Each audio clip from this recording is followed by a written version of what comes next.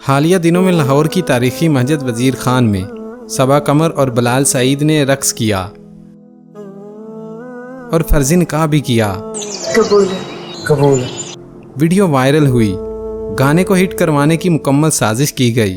مذہبی حلقے اور عوام الناس نے اس کا شدید رد کیا۔ اور مسجد میں ناچنے والوں کو صرف یہ کہہ کر چھوڑ دینا کہ اندر نہیں ہوگا۔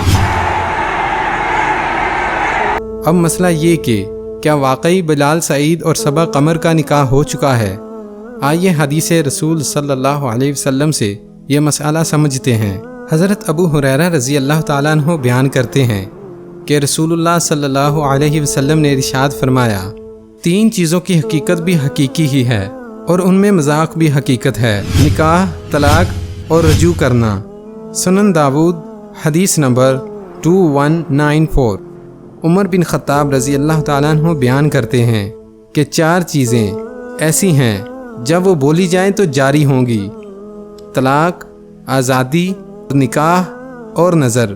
علی رضی اللہ تعالیٰ عنہ بیان کرتے ہیں کہ 3 چیزوں میں کوئی کھیل نہیں: طلاق، آزادی اور نکاح۔ نبی صلی اللہ علیہ وسلم کی حدیث سن کر آپ کو پتہ چل گیا ہوگا، اگر صبا قمر اور بلال سعید نے بطور شوٹنگ ہی یہ عمل کیا، مگر شریعت کی نظر میں یہ نکاح جیسے پاک رشتے میں بن چکے ہیں اور صبا قمر بلال سعید پہ حلال ہو چکی ہے، اس معاملے میں اب صبا قمر کو بلال سعید سے طلاق لے کر عدت پوری کرنی ہوگی۔